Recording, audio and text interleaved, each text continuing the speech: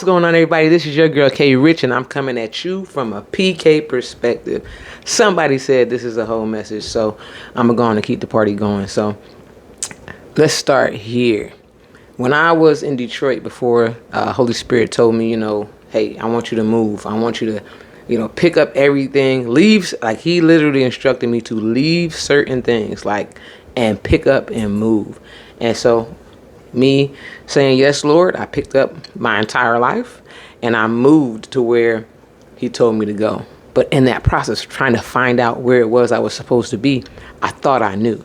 I thought that because he told me Florida.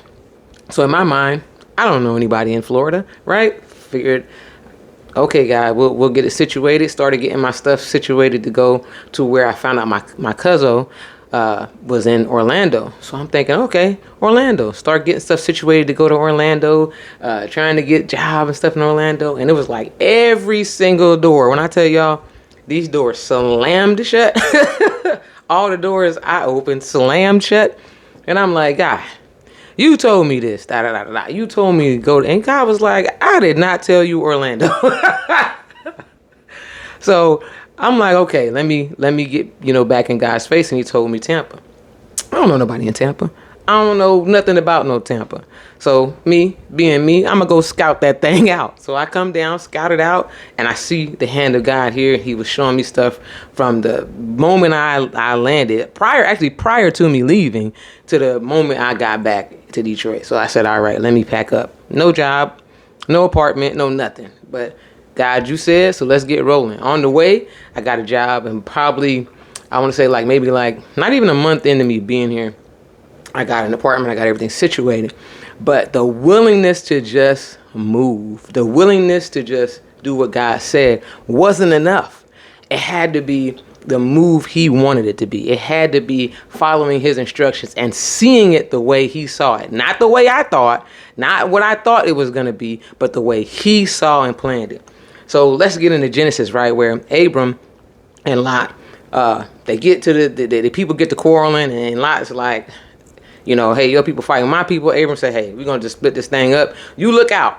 You pick where you want to go, right? You pick where you want, your flocks and stuff to go. So Lot being Lot, he picks what looks like it's the most beautiful. He said, I'm going over here by these waters. I'm going to dip my joints in the waters of Lake Minnetonka over here, right? So I'm going to pick the well, watered lands and all this stuff. And so after Abram sends him on, God is like, hey, I want you to look around, look in every direction.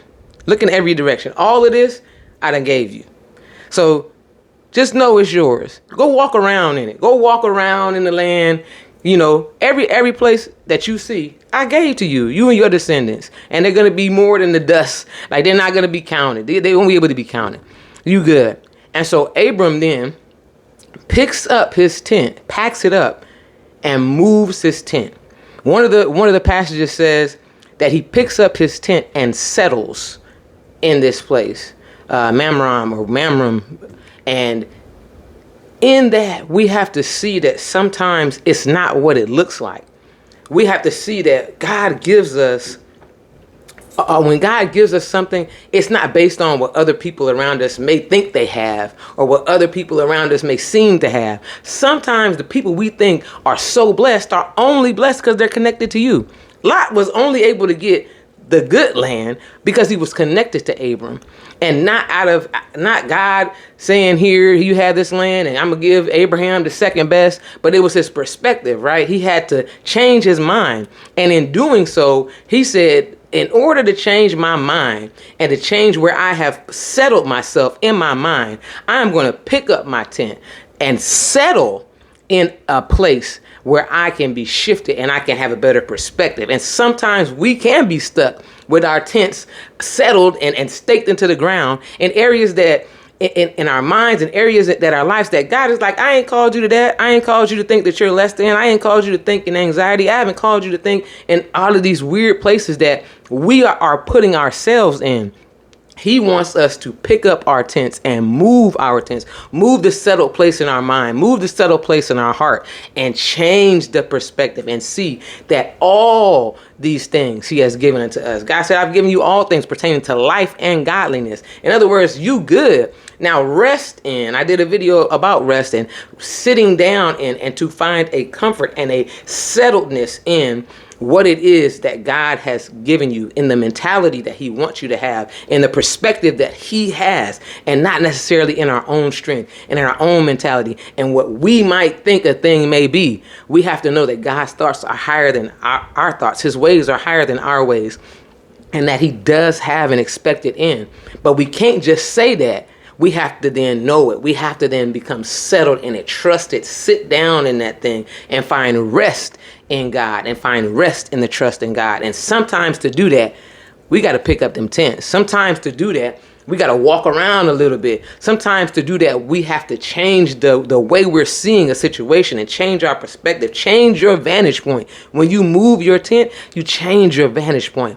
Anybody who knows anything about warfare or fighting, you know that the higher ground is the best ground. You have the most advantage when you're in higher ground, when you're in an elevated place in battle. And so sometimes changing your tent means to elevate. Moving your tent is to elevate your mind, elevate your perspective, see things from a God's perspective and not from a perspective of your fear, not from a perspective of your experiences, not from a perspective of your wants and desires, but a perspective and a trust in God who has all things working together for your good.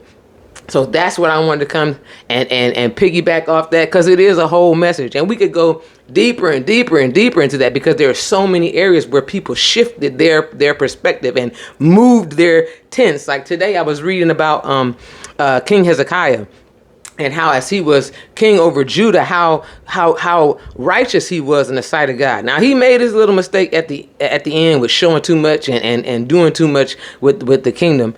But he was living upright before God. So when he got the word that, hey, you're going to go on and die. When the prophet came, Isaiah said, hey, God, the word is that you're going to die. Hezekiah moved his tent in his mind, turned his face to the wall, and began to cry out to God. It said he wept sore. Do you know how much praying down you got to be in a wept sore position? But he changed his mind. He moved his tents in his mind and said, I'm going to look at this from a different perspective. Let me approach God from a different way and say, I have served you. I have done these things. Have I not been upright with you? Have I not? And to the point where God was like, Isaiah, it said before the prophet got out of the courts of the kingdom, of the palace, God was like, head on back. He pulling at me in a way that I gotta give him a little something. And he goes back and says, because of this, I'm going to give you 15 more years. But the word was still to get his house in order. But he had to shift his perspective, change his mind, and move his tents, and then find a settled place and sit down in an area of trusting God. Settle down, settle his heart, settle his spirit in an area and trust God to be the God he has always shown himself to be. So with all that being said, man, if you have areas where you kind of find a way to change your perspective, get in your word, and then and move those tents in your mind.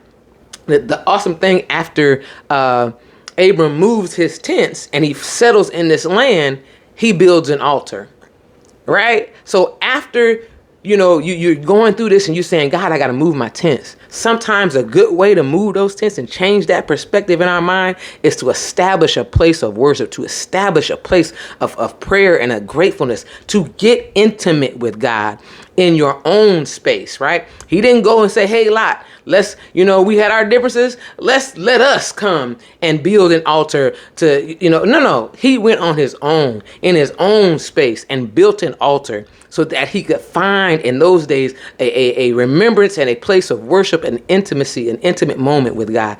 So after you figure out, hey, I need to move my tents, change that perspective, get with God, and then worship. Get intimate with him and settle yourself with him.